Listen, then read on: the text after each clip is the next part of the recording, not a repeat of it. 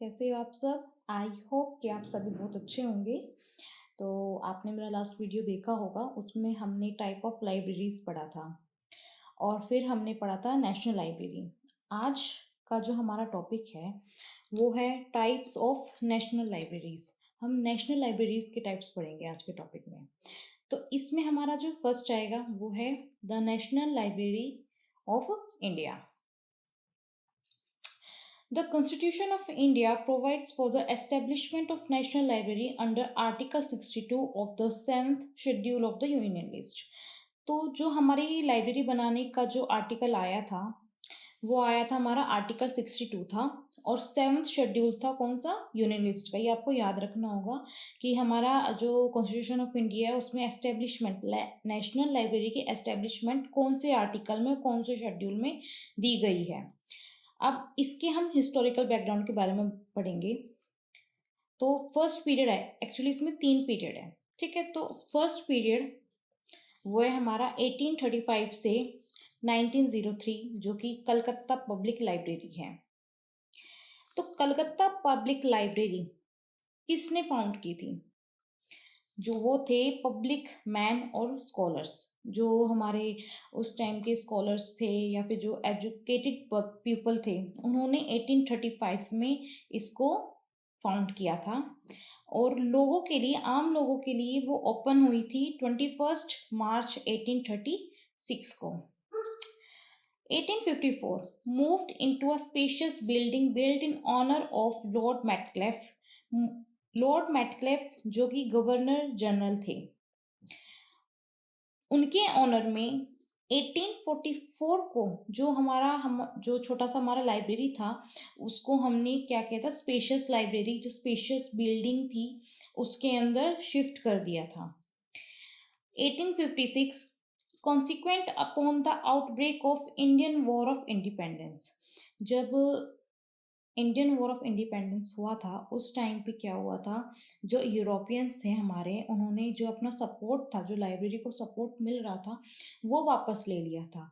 उस वॉर की वजह से 1857 consequent upon the outbreak of Indian war of independence 1859 the Europeans of Calcutta withdraw their support from the library.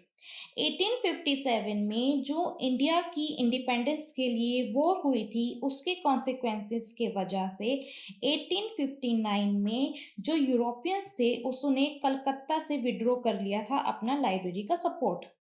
जो Europeans थे हमारे, वो लाइब्रेरी को सपोर्ट कर रहे थे, भाई फंड्स दे रहे थे, उसका मैन्युफैक्चर कर रहे थे, उसका एस्टेब्लिशमेंट किया उन्होंने। जो भी काम हुआ था लाइब्रेरी में, वो सब कुछ कहाँ हो रहा था? यूरोपियंस की वजह से हो रहा था, उनकी हेल्प, उनके सपोर्ट की वजह से हो रहा था। जब उनका सपोर्ट ही नहीं रहेगा तो काम कैसे चलेगा? आपको तो पता है इंडिपेंडेंस के टाइम पे इनका कितना ज़्यादा वजूद था। तो इन्होंने 1859 को अपना जो सपोर्ट था हटा लिया था। सपोर्ट हटाने की वजह से क्या हुआ, जो हमारी लाइब्रेरी की जितनी भी एक्टिविटीज़ थी वो क्या हो गई? स्टैंड स्टिल हो गई, मतलब वहीं की वहीं वो रुक गई। अब हमारा है सेकंड फेज। सेकंड फेज में क्या है? 1903 से 1947 तक का, जो कि है द इंपीरियल लाइब्रेरी। इसमें क्या हुआ था? 1899 में Lord Curzon merged this library with the official imperial library consisting of government departmental libraries and the remnant of the East India Company library। 1899 में लॉर्ड कर्जन ने क्या किया, जो हमारी लाइब्रेरी थी, ठीक है, उसको मर्ज कर दिया किसके साथ? ऑफिशियल इंपीरियल लाइब्रेरी के साथ। जो क्या का था, जिसके पास, जो इंपीरियल लाइब्रेरी उसके पास क्या था? Government departmental libraries and the remnant of east Indian company library. मतलब ये है इसका, जो हमारी इंपीरियल लाइब्रेरी थी वो गवर्नमेंट डिपार्टमेंटल लाइब्रेरीज भी थी और जो ईस्ट इंडिया कंपनी की लाइब्रेरी थी वो दोनों का मिक्स्ड पार्ट थी, जिसको हमने ऑफिशियल इंपीरियल लाइब्रेरी कहा था। तो उस लाइब्रेरी को किसके साथ मर्ज किया गया? इंपीरियल लाइब्रेरी के साथ, ठीक है। 30 जून 1903 में Metcalfe hall declared open the new imperial library of India. इन्होंने क्या किया था? 30 जैन 1903 को मेटकाल्फ हॉल मेटकाल्फ हॉल ने ये डिक्लेयर कर दिया था कि जो हमारी इंपीरियल लाइब्रेरी ऑफ इंडिया है वो ओपन होगी। John Macfarlane of the British Museum, first librarian of New Imperial Library. ईस्ट फेस बी जो फर्स्ट लाइब्रेरियन थे वो थे जॉन मैकफेलरेन। उसके बाद है 1928 में the government of India appointed a committee under the chairmanship of mister J.A. Ritchie to suggest measure for the reorganizing the administration of library। 1928 में द गवर्नमेंट ऑफ इंडिया ने एक कमेटी का अपॉइंटमेंट किया जिसके चेयरमैन थे mister J.A. Richie, ये suggest करने के लिए कि लाइब्रेरी को किस तरह से रीऑर्गेनाइज किया जाए और उसे एडमिनिस्ट्रेट किया जाए। तो उनका काम क्या था? The imperial library should be declared as a copyright depository library. उनका काम ये था कि जो इंपीरियल लाइब्रेरी है उसको डिक्लेयर किया जाए क्या? Copyright depository library. ठीक है। अच्छा, अब इसमें क्या है, इसके लाइब्रेरियंस कौन थे हमारे इंपीरियल लाइब्रेरी के? मिस्टर चैपमैन और खान बहादुर किंग एंड असदुल्ला। ठीक है। There support page of at delivery of books public libraries act 1954। इनके जो एफर्ट्स थे वो कब काम आए हमारे? जब हमें डिलीवरी ऑफ बुक्स का एक एक्ट मिला 1954 के अंदर, जिसे हम पब्लिक लाइब्रेरीज भी कहते हैं। ठीक है। कलकत्ता पब्लिक लाइब्रेरी में लाइब्रेरियंस कौन थे? पेरी चंद्रा मित्रा, बिपिन चंद्र पाल। और इंपीरियल लाइब्रेरी में हरिनाथ दे, जो कि एक स्कॉलर भी थे और एक लिंग्विस्टिक भी थे। जॉन अलेक्जेंडर चैपमैन, जो कि एक ऑर्गेनाइजर थे और एडमिनिस्ट्रेटर थे। और के.एम. असदुल्ला थे। ये थे हमारे लाइब्रेरियंस उस टाइम के। Had credit of starting library training courses in 1935 in imperial library Calcutta. जो हमारे ये है ना के.एम. असदुल्ला साहब, ठीक है, इनको क्रेडिट मिला था किस चीज़ का? कि ये training courses imperial library Calcutta में स्टार्ट कर सकते हैं। किसमें? 1935 में। अब आता है हमारा थर्ड फेज। थर्ड फेज क्या है हमारा? 1948 से 1957 तक का, जो कि है the national library of India. 1948 the founding father of new nation transform the former imperial library into the new national library of India. जो फाउंडिंग फादर थे उन्होंने क्या किया? जो हमारी इंपीरियल लाइब्रेरी थी उसको ट्रांसफॉर्म कर दिया किसमें? The new national library of India के अंदर। उनकी जो प्रेसिंग प्रॉब्लम्स या फिर जो नीड कह सकते हैं वो थी एडिशनल स्पेस। ठीक है। ये जो एडिशनल स्पेस था, अब उस टाइम पे कम होगा स्पेस उसके अंदर, तब जो वो स्पेस था, स्पेस चाहिए हमें और ज़्यादा स्पेस चाहिए था सामान मटेरियल वगैरह रखने के लिए। तो उसकी उस टाइम पे प्रॉब्लम क्या बन गई थी? एडिशनल स्पेस की बन गई थी, जो कि सॉल्व की किसके द्वारा? श्री सी राजागोपालाचारी के द्वारा इन्होंने सॉल्व किया था, जो कि उस टाइम के गवर्नर जनरल ऑफ इंडिया थे। इन्होंने क्या किया? इन्होंने ऑफर किया था। क्या ऑफर किया था इन्होंने? वाइसरॉय पैलेस को, जो कि कलकत्ता में है, जिसे कि हम बलवादेरी पैलेस भी कहते हैं। वो किस चीज के लिए ऑफर किया था इन्होंने? नेशनल लाइब्रेरी के लिए। इन शॉर्ट क्या समझेंगे इसे? जो श्री सी राजागोपालाचारी थे, जो कि गवर्नर जनरल थे इंडिया के, उन्होंने ऑफर किया था पैलेस, वाइसरॉय पैलेस को, जो कि कलकत्ता में है, जिसको हम कहते हैं अलग से, जो उसका नाम है वो है बलवादेरी पैलेस। और वो दिया था इन्होंने किस लिए? नेशनल लाइब्रेरी को दिया था, स्पेस कम होने की वजह से। ठीक है। The first librarian of national library, national library जो कि नई नेशनल लाइब्रेरी थी, उसके फर्स्ट लाइब्रेरियन कौन थे? श्री B.S. केसवन। ठीक है, जिसे कि हम अ मैन ऑफ विजन भी कहते हैं, ये चीज याद रखना। ठीक है। ठीक है, श्री B.S. केसवन, जिसको हम अ मैन ऑफ विजन भी कहते हैं। 1st Feb 1953, the new National Library was declared open to the nation by then Union Minister for Education Maulana Abdul Kalam Azad in connection with golden jubilee celebration of library.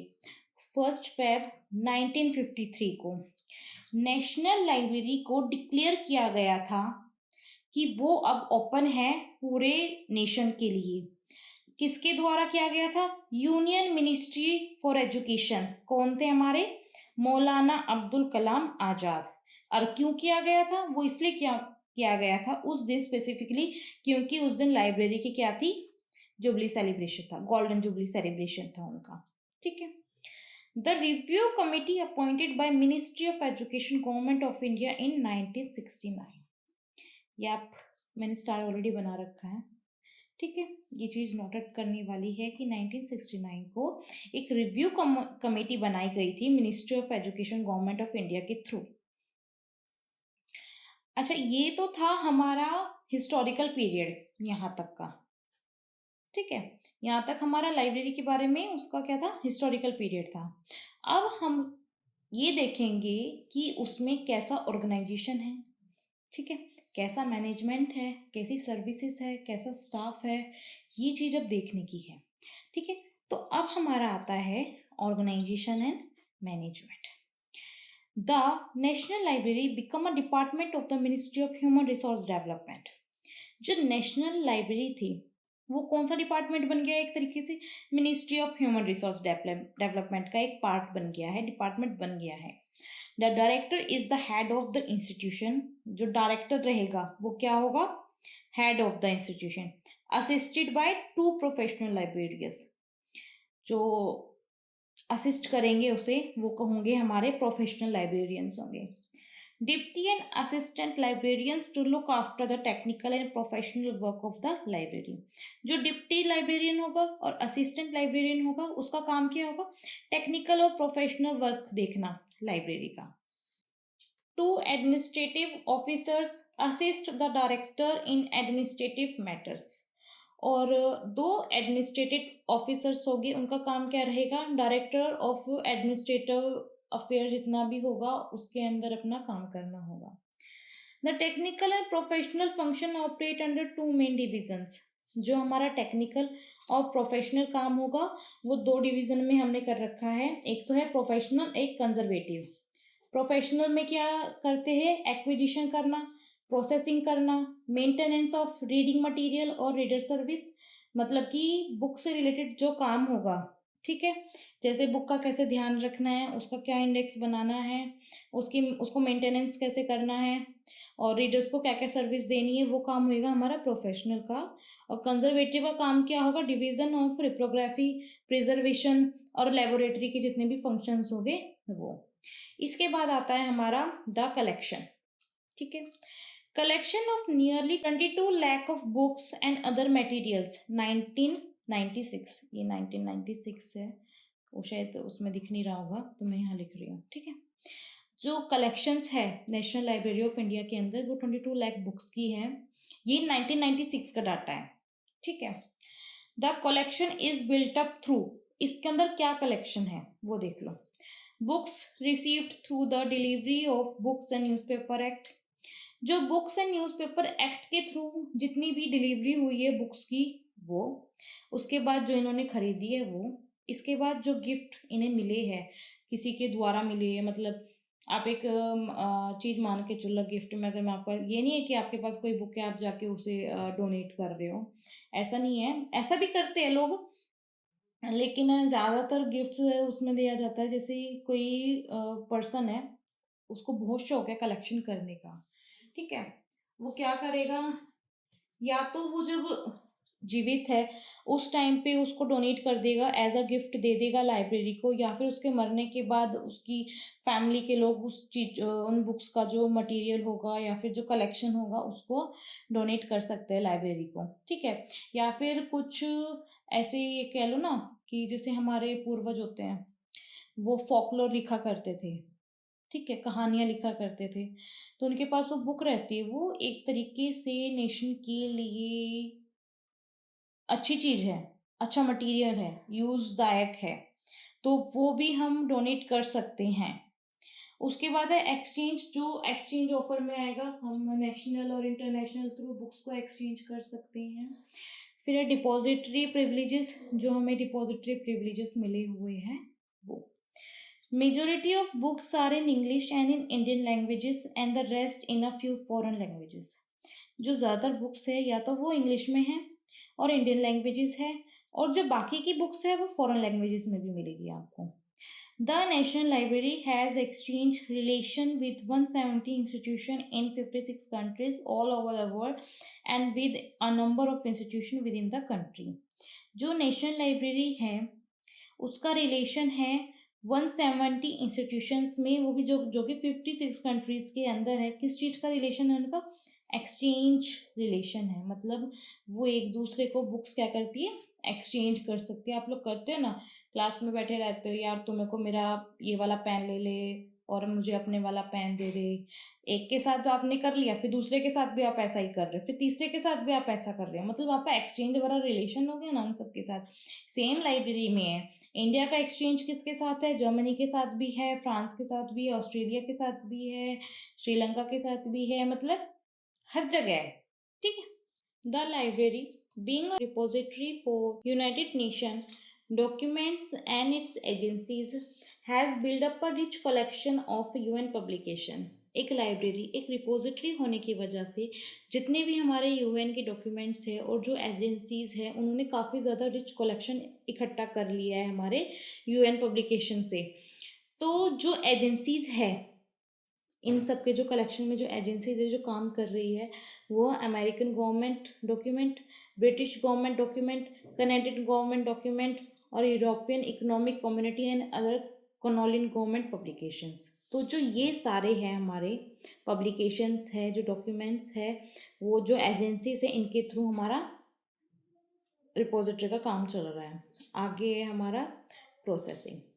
The library's cataloging system follows the Anglo-American catalog rules. ये आपको पता होना चाहिए, और I think सबको almost सबको पता होगा जिन्होंने लाइब्रेरी का कोर्स किया है कि जो कैटलॉगिंग का सिस्टम है वो हमारा AACR 2 है। The rules of descriptive cataloguing of the library of Congress, जो कि लाइब्रेरी ऑफ कांग्रेस के रूल्स को हम क्या करते हैं, फॉलो करते हैं। The subject heading used in the dictionary catalogue of the library of Congress 8th edition है जो कि फॉलो हो रहा है। The books are classified according to the Dewey decimal classification, DDC जिसे हम बोलते हैं, और उसका 4th एडिशन है जो कि 16th to 19th उस पर चल रहा है हमारा। ठीक है। फिर इसके बाद है कटर्स 3 फिगर ऑथर टेबल्स है जो कि हम यूज करते हैं ऑथर मार्क्स के लिए। The library catalogue is both in the card and printed form. जो लाइब्रेरी कैटलॉग है वो कार्ड में भी मिलता है और प्रिंटेड फॉर्म में भी मिलता है। The card catalogue is in the dictionary form for English language publication arranged in 2 sequences, author and subject. जो हमारा कार्ड कैटलॉग है डिक्शनरी फॉर्म में, वो भी इंग्लिश लैंग्वेज में, वो किस तरह 2 सीक्वेंस में रखा गया है, एक तो ऑथर में और एक सब्जेक्ट में। The printed catalog of the library is available in 10 volumes, which is alphabetical author catalog covering author's name beginning with the letters A and S. तो जो प्रिंटेड वाले कैटलॉग है वो हमारे 10 वॉल्यूम में अवेलेबल है और ये अल्फ़ाबेटिकल से स्टार्ट होता है, A और S से। ठीक है। रीडर्स सर्विस, रीडर्स को क्या क्या सर्विस प्रोवाइड की गई है? Lending including inter library and loan, reading room, bibliography and reference service, reprography service. तो इसमें हम पढ़ेंगे पहले lending service. Except for rare books, gift collection, journals, out of print publication, government and UN document and serials, all other books are lent out for home reading. कुछ books हैं जिनको छोड़कर बाकी की सारी जो बुक्स हैं उनको हम लोन पर ले सकते हैं। ये नहीं कहेंगे कि आपको हर बुक मिल जाएगी, कुछ बुक्स मिलेगी, बट जो बहुत रेयर बुक होती है ना, आप कह रहे हैं जिससे हमें इतिहास की झलक दिख सकती है, ऐसे गोपनीय इतिहास की झलक दिख सकती है, तो वो हर किसी का अवेलेबल थोड़ी ना होगी, वो नहीं मिलेगी। वो बुक्स कौन सी है? एक तो आ गई आपकी रेयर बुक्स, एक हो गया जो आपको गिफ्ट कलेक्शन मिला हुआ है, एक हो गया जो आउट ऑफ प्रिंट पब्लिकेशन है। यार आउट ऑफ प्रिंट ऑब्वियस सी बात आपको नहीं मिलेगा, या फिर कोई गवर्नमेंट से रिलेटेड बुक है या कोई डॉक्यूमेंट है यूएन का। इन सब को छोड़कर बाकी की सारी बुक्स आपको घर पे रीड करने के लिए मिल जाएगी। Interlibrary loan service is offered to members and institutions with the cooperation of other libraries. Interloan library की जो सर्विस है वो मेंबर्स को और इंस्टीट्यूशन को मिल जाती है लाइब्रेरी के साथ कोऑपरेट करने पर। आप नेशनल भी ले सकते हैं, इंटरनेशनल लोन भी ले सकते हैं, ठीक है। This service obtain loan of books from Russia state library Moscow, the British library UK and libraries in Australia, Hungary, Denmark, Sweden and few other countries. ये जो सर्विस है, बुक की जो सर्विस है वो आपको Russia state library, Moscow, the British library UK और libraries India, Hungary, Denmark, Sweden और भी कंट्रीज जहाँ पर है वहाँ से आपको ये लोन वाला सर्विस जो है वो मिल सकता है। तो आगे हमारा reading rooms. The main reading room stocks a very selective and open shelf collection of about 10,000 volumes of journal collection of reference books and books for basic study and reference on specific field of knowledge। जो आपका main reading room होगा उसमें रखी रहेगी कुछ selective books, ठीक है। तकरीबन 1000 वॉल्यूम्स में कुछ जो उसमें होगी रेफरेंस बुक होगी, कुछ बेसिक स्टडीज़ की बुक होगी, कुछ स्पेसिफिक फील्ड ऑफ नॉलेज की किताबें होंगी। आगे आता है आपका bibliography and reference service. The bibliography division of the national library was establish in 1951, ठीक है। बिब्लियोग्राफी डिवीजन था आपका नेशनल लाइब्रेरी में कब एस्टेब्लिश हुआ? 1951 में। इसका aim to function as an active agent to disseminate knowledge and information in an organised and effective manner. और इसका काम क्या है? इसका काम है कि पर्टिकुलर मटेरियल में से नॉलेज और इंफॉर्मेशन को ऑर्गेनाइज्ड तरीके से, इफेक्टिव मैनर तरीके से लिखना। किसके लिए? रिसर्चर्स के लिए, स्कॉलर्स के लिए और राइटर्स के लिए। क्योंकि आपको पता है रिसर्चर्स हो गए, स्कॉलर्स हो गए, राइटर्स हो गए, वो आपको पूरा मटेरियल नहीं पढ़ेंगे, उन्हें स्पेसिफिक इंफॉर्मेशन या नॉलेज चाहिए होंगी, वो आपसे मांग लेंगे। तो आपका काम क्या होगा कि आप उसमें से वो चीज़ छाट कर बनाएंगे उनके लिए और फिर उनको वो चीज़ प्रोवाइड कर देंगे। List of translation and list of bibliographies published in India are compiled and sent to the UNESCO for inclusion in the index translation। तो लिस्ट ऑफ ट्रांसलेशन और list of bibliographies publish in India, India में जितनी भी publish होती है वो UNESCO में जाती है। किस चीज़ के लिए? इंडेक्स ट्रांसलेशन के लिए, ठीक है। जैसे इंडियन एंथ्रोपोलॉजी की 4 वॉल्यूम है अब तक की, इंडियन बॉटनी की 2 वॉल्यूम है। The Indian national bibliography, a monthly record of Indian books, is compiled and published by the Central Reference Library on the basis of publication received by the National Library under the Delivery of Books and Newspaper Act। Indian national bibliography का monthly record होता है books का, वो compile किया जाता है किसके अंदर? सेंट्रल रेफरेंस लाइब्रेरी के अंदर, जिसको कि पब्लिश किया जाता है किसके through? Delivery of books and newspaper के थ्रू, एक्ट के, ठीक है। Reference service is offered to person who visit library in person as well as to those who make enquiries through telephone और पोस्ट। रेफरेंस सर्विसेज उन लोगों को दी जाती है या तो वो इन पर्सन लाइब्रेरी में आए या फिर फोन के थ्रू कुछ इंक्वायरी ले या फिर बाय पोस्ट आपको इंक्वायरी के लिए बोले, ठीक है। रेफरेंस सर्विस स्पेसिफिकली उन्हीं लोगों को मिलती है। फिर publication for a reader, finding question, handling complex question of subject oriented और technical nature, prolonged search through a number of document, occasional consultation with expert. ये है आपकी रेफरेंस की सर्विसेज, ठीक है। जैसे कि आपने कोई पब्लिकेशन जानना है किसी रीडर का, या कोई एक क्वेश्चन है वो जानना हो, या फिर काफ़ी सारे कॉम्प्लेक्स क्वेश्चन है किसी सब्जेक्ट ओरिएंटेड से, ठीक है, वो जानने हो, या फिर आपकी कोई काफ़ी सारी लंबी सर्च है किसी डॉक्यूमेंट के ऊपर, आपको वो जाननी हो, या फिर आपको किसी एक्सपर्ट से कंसल्टेशन लेना हो, इसके बारे में आपको रेफरेंस सर्विस सारा बता देगी, ठीक है। उसके बाद है reprography service, installation of plain paper copiers at the main and other reading rooms. Facilities are provided for obtaining copies of journal articles, small technical report. तो रिपोग्राफी सर्विस आती है हमारी फोटोग्राफी वाली, ये आपको ना हर रूम में मिल जाएगा, एक फोटोस्टेट की मशीन या फिर प्रिंटर वगैरह आपको मिल जाएगा। उससे क्या है, आप जर्नल्स वगैरह के या फिर कोई पर्टिकुलर डॉक्यूमेंट हो गया उसका फोटोकॉपी आप ले सकते हो। In house printing unit is operating for printing small document for limited circulation. और इन हाउस में क्या होता है कि आपको एक प्रिंटिंग का मशीन दे देते हैं ताकि आप जो छोटे छोटे डॉक्यूमेंट्स हैं उसको जो लिमिटेड सर्कुलेशन में उनको आप फोटोकॉपी करके रख सकते हो। कभी कभी क्या होता है कि आपके पास इतना अवेलेबल नहीं है मटेरियल, बट आपको मटेरियल की ज़रूरत है, लाइब्रेरी के अंदर होना चाहिए वो। आप किसी से लोन लेके उसको फोटोकॉपी करवा के उसका नाम वगैरह लिख के आप रख सकते हो उसे लाइब्रेरी के अंदर, ठीक है। तो इसमें एक चीज़ और देखनी है हमें, मॉडर्नाइजेशन एंड ऑटोमेशन, ठीक है। To keep pace with modernisation automation, आपको तो पता है कि वक्त के साथ सब बदल रहा है, तो लाइब्रेरी को भी बदलना ज़रूरी है।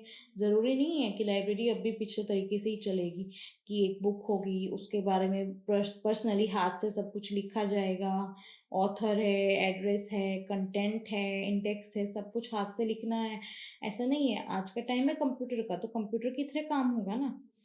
तो इसके लिए एक कंप्यूटर सेंटर का सेटअप किया गया 1987 में दिसंबर में, जो कि इंस्टॉल किया गया HP 337 माइक्रोफिक्स, जिसे बोलेंगे हम मिनी कंप्यूटर। फिर 1991 में एक PCAT 286 माइक्रो कंप्यूटर करा गया। फिर 24 पिन LNT का प्रिंटर भी अटैच किया गया। The library has acquired Minisys mini computer integrated set of information system from the International Development Research Center, Ottawa, Canada. ठीक है, लाइब्रेरी ने क्या पाया, मिनीसिस, किसके through, international development research centre Ottawa Canada के थ्रू इन्होंने मिनीसिस का सिस्टम लागू किया। फिर CDS और ISI स्टार्ट हुआ हमारा कहाँ से, national information system for science and technology, NISSAT, new Delhi में, ठीक है। मिनीसिस को इंस्टॉल किया गया किस लिए, बिब्लोग्राफिक कंट्रोल के लिए, ठीक है। लाइब्रेरी में जितने भी ऑपरेशन हो रहे हैं उसके बिब्लोग्राफिक के लिए मिनीसिस को इंस्टॉल किया गया।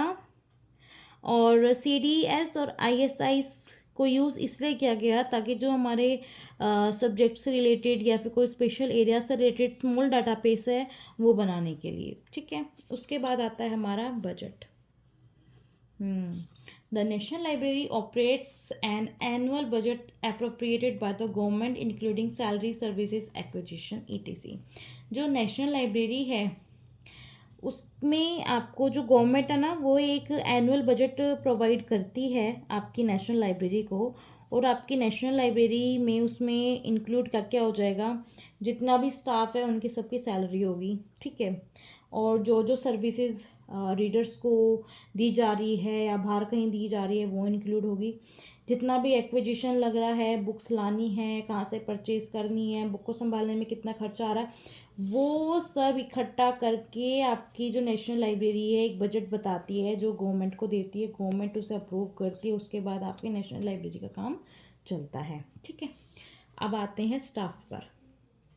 नेशनल लाइब्रेरी का जो स्टाफ है वो है 800 का, जिसकी 1/3 क्या है, हमारे प्रोफेशनल्स हैं, और बाकी के कितने हैं, हमारे स्पेशलाइज्ड हैं, जितने भी अलग अलग अपने अपने काम में, ठीक है।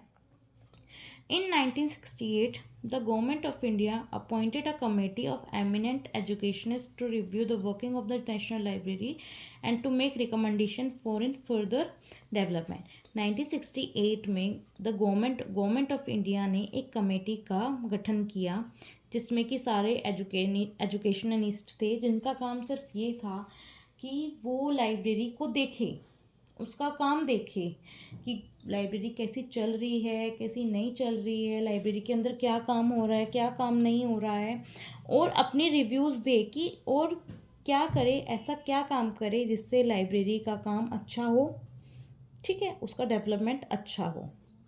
नेक्स्ट है the national science library at the Indian national scientific documentation centre, जो कि INSDOC और NISCAIR है, and the national medical library of ministry of health service are operating are at present. जो ये है INSDOC और NISCAR, ये आपकी आज के टाइम में भी काम कर रही है, ठीक है, लाइब्रेरी है ये दो।